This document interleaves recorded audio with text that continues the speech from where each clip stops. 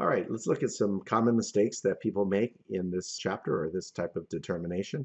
The first is cost of debt. There's the current cost of debt, which is measured by the yield to maturity on a bond, let's say, compared to historical cost of debt, which might be the yield to maturity at the point of issuance. We're trying to get everything at market value, the market value of the debt, the market value of the returns required. So we want the current yield to maturity. Second is we need to stay in the same time frame when we compare measures. So when we're looking at a risk-free rate, it's for a certain time period. It should also correspond to what we're looking for as the CAPM adjustments. So an example is if we have a historical return of the market of 12.2 and inflation has the current risk-free rate to 10, we can't really do a comparison to get the premium of 12.2 minus 10 because they were under different time horizons. So be careful with the time periods. Next is the book versus the market for the weighting of the cost of capital. We want to know market, if at all possible, for all three, debt, preferred, and common. If you don't have it for debt, we're usually okay with using book value because the difference between book and the market value of bonds tends to be small. On a coupon bond, obviously be quite different on a zero, but it's permissible to use the current book value for debt as the weighting for debt. However, for equity, particularly common stock, we do not want to use the book value. That would be a historical measure that often bears no resemblance to the current market price.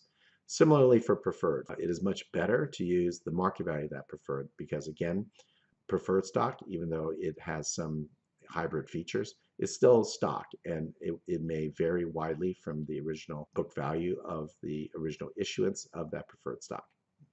And the other aspect is where we look at the different problems that occur and then they just add upon each other. So we're adding inaccuracies upon inaccuracies, just reflecting that many factors involved and it's subject to lots of estimations. We saw judgment used quite a bit as well. So watch out for how those costs may accumulate to cause pretty gross inaccuracy of the weighted average cost of capital.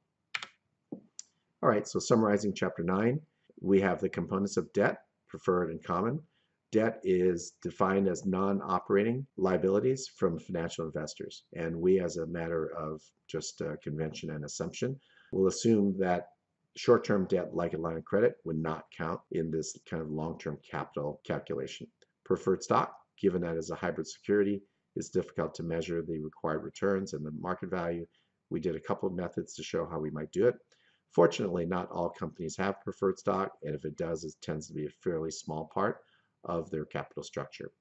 And finally, common equity, we definitely want to go to market values and not to some book value of common equity. WACC is part art, part science. We have art science, such as regressions to determine beta, but there's also art. When we make it a judgmental change, for example, if we go from a company WACC to a divisional or project WACC, we're almost certain to use some judgment to make adjustments to the company WACC to get to a project level. And so adjusting capital for risk, that's one of the examples I just cited, is that despite some metrics that we might have, a specific project that's under consideration, we need to consider how risky that project is compared to the average risk of any project for the company. Flotation is a small percentage, but often a fairly large dollar amount for issuing new debt or equity. And we saw different techniques to consider the flotation cost in measuring the cost of equity and the cost of debt. So that's it for chapter 9, and I will see you guys in class.